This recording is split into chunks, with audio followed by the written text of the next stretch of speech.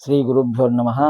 ओं गणानां त्वा गणपतिं हवामहे कविं कवीनामुपमश्रमस्तमं ज्येष्ठराजं ब्रह्मणां ब्रह्मणस्पदान् शृण्वन्नोतिभिस्सीदसाधनं శ్రీమన్మహాగణాధిపతయే నమః.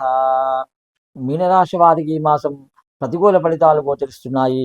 గురువు 4వ స్థానంలో ఉండడం వల్ల గృహ మార్పు కోరుకునే అవకాశం ఉంటుంది. ఇతరుల నుంచి విమర్శలలోనే అవకాశం ఉంటారు.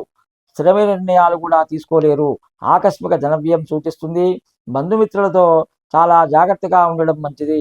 ఇక శని 1వ స్థానంలో అశుభుడైనందున సన్నిహితులతో విరోధాలు ఏర్పడే అవకాశం కనిపిస్తుంది. మానసిక ఆందోళన అధికమయ్యే అవకాశం కూడా ఉంటుంది. అనారోగ్యం సూచిస్తున్నప్పటికీ వాటిని అధిగమించే అవకాశం ఉంటుంది. అనవసర విషయాల్లో జోక్యం చేసుకోవద్దు. నిందలు కూడా వచ్చే అవకాశం ఉంటుంది. అపకీర్తి పాలే అవకాశం ఉంటుంది. కాబట్టి చాలా జాగ్రత్తగా ఉండడం మంచిది.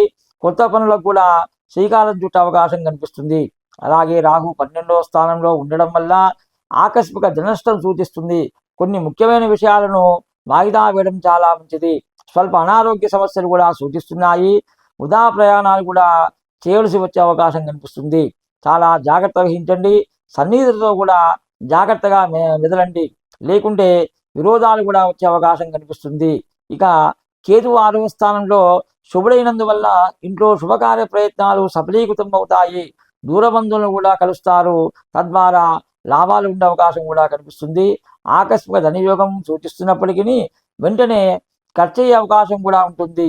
ఈ రాశివారు శనికి తైలాభిషేకం, శివునికి రుద్రాభిషేకం, మన్ని సూక్త పారాయణం చేయించుకోవడం వల్ల ఈ మాసంలో మంచి ఫలితాలు పొందే అవకాశం కనిపిస్తుంది. స్వస్తి.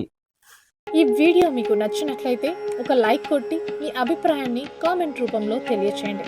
ఇలాంటి ఆధ్యాత్మిక వీడియోల కోసం జ్ఞాననిధి భక్తి ఛానల్ను సబ్స్క్రైబ్ చేసుకోండి. ధన్యవాదాలు.